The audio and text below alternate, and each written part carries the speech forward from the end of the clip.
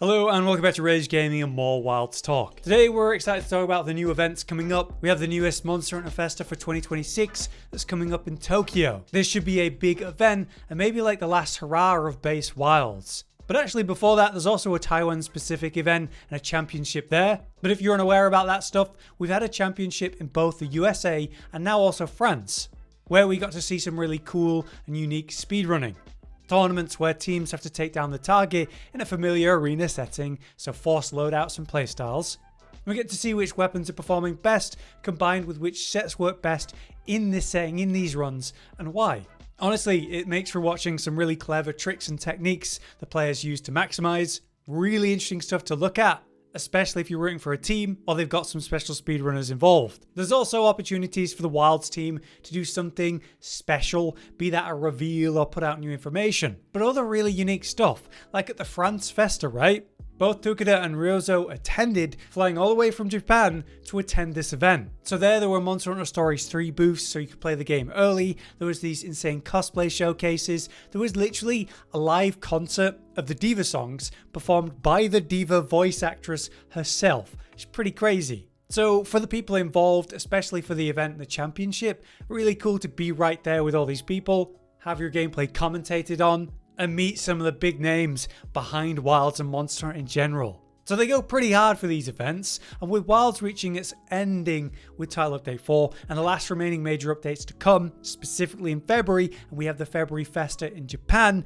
it's their excuse to do something special. So what we want to do is take a look at what's happening and what we do know, and we'll start with the main one, which is going to be the Tokyo event in my estimation. To get to the point, that Festa is happening at the end of February, on February 22nd, at a location on the east side of Tokyo. Apparently the entry is free if you happen to be there, and there's just going to be rewards for showing up. They have a limited supply obviously, but basically just by going in, you'll get a unique mini pouch with different monster like icons on it. They're going to give you a charm code, so that silly ball riding Poogie that exists, you get one of those in a pink version. There's going to be some cool physical stuff to look at, as the event is actually supported by Tokyo's Universal Studios. So familiar stuff with some cool statues, like the sacred that people can sit on, but they've also got an actual hunter statue with it, which looks really cool. And life-sized arkveld armor, so we have the arkveld charge blade there, but then the actual armor itself, which looks absolutely incredible. Remains one of the coolest sets that they put in the series in my opinion.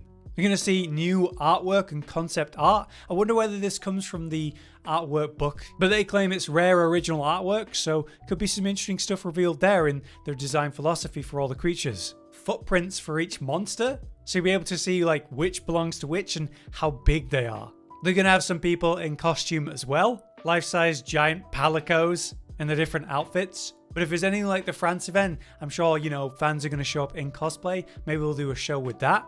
And of course, there's going to be merchandise on sale, which quite a lot of it looks pretty unique and cool. Hopefully it's decent quality, but some of the monster statues, those are the things I'm probably the most interested in. We see a Jarakan, Lalabarina, which looks awesome, Rompopolo, Orthuna, Yan and Kumatrice. And a few cute plushies, like Lagarcrus and Udra there in particular. Honestly, some great merchandise there. I'd definitely pick something up if I was there.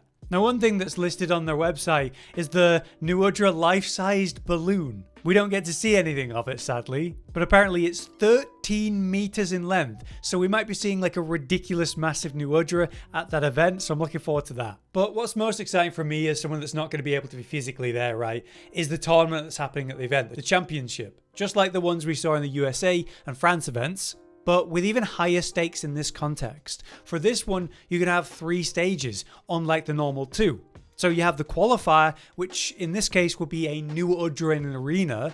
That's compared to what we had at the USA and France event, which was Kumatrice. In that case, you'll choose between the 3 sets of longsword or greatsword, light bowgun or charge blade, and finally lance or dual blades. And as before, it'll be teams of 2 that have to face the target and get the fastest time. So that'll be the qualifier. A lot of people will be involved with that, and they'll whittle it down to only 6 teams. So that's 12 players total, making it through to the semi-finals instead of the finals. So the top 6 teams will then go on to face Jin Dahaad, probably on stage in a more special setting with commentators. And in that case, you'll have to choose between 2 hunting horn types, which is nice of them to do for hunting horn players. Then you'd have the switch axe for sword and shield set, and finally the bow or insect glaive set. But cool, what happens after that? Well, it's the top 2 teams that go into the grand finals, so that'll be 4 players total. With a crazy challenge compared to what we've seen before, the top 2 teams will have to compete a trio target hunt, obviously as quick as possible. In that, they have to take down a Deshagama, Raydao, and arkveld all in one hunt. And for the sets, we know that they get to choose between greatsword or hammer, light bowgun or gunlance, and finally lance or longsword as the set options. So it's going to be a serious challenge. Will we see some serious speedrunners actually get involved? Because hopefully if we do, we'll see something really special with this context. Anyway, they're playing for awesome prizes. In all these championships, we've seen this awesome arkveld trophy, as well as some cool jackets just for making it to top 6. But there's also other prizes based on the location of the event. But I'm not sure what other prizes there are because it doesn't seem to be listed at the Tokyo event. But say with the France tournament, the winners actually won some PS5 Pros, so not bad at all. So yeah, while we've definitely got that to look forward to for the Tokyo event, we also have something happening before that, like I said, which is the Taiwan event. They're also doing a tournament there. So that happens on January 31st for the qualifier, and then the finals on February 1st. So that's what we'll be looking for then. Compared to the Tokyo one, the challenge isn't as crazy. It's 2 stages compared to 3. Initially for the qualifier, they're going against a Yan Koku, so basic compared to New Udra. Then they cut down the top teams to top 6 as before. The final target will be gore in this case, with options between switch axe, heavy bowgun, or dual blades and bow, or greatsword and charge blade. We know they're going to have trophies and prizes as well, but there's a lot of unique ones at this event. The winners get an OLED monitor from MSI, and hilariously, the winners and top 6 teams are going to get 50 servings of Hakata noodles from one of the sponsors of the event. Just hilarious but great. But yeah, more prizes. The runners-up, so second place, they get a Razer gaming chair, and third place also gets a special prize, this Razer PS5 controller. So honestly, really good prizes. Now between the two, we can clearly see that the Tokyo Festa and the championship there will be the bigger tournament, with 3 phases to it, which we've just not seen before. That's why it's the event that, again, I expect something more special at, be that a reveal or new information about Wilds. It's what I would fully expect the Wilds team to attend, so something interesting to see may happen, as it is like their home turf and maybe the final Wilds live event for a while. Not to mention, the final big update and monster update in the arch-tempered version of Arkveld is about to be around there, so here's hoping. But yeah, that's what we have to look forward to, what and when. I hope this has you excited for it. The France event in particular was fantastic, with way more than what we saw at the USA event. So hopefully we see some good stuff at the Taiwan one, but especially the Tokyo Japan one. That's my money on being the special event where anything special would happen. Obviously, we'll be covering it all at the time, but until next time, I've been Hollow, you've been you, and thank you for watching.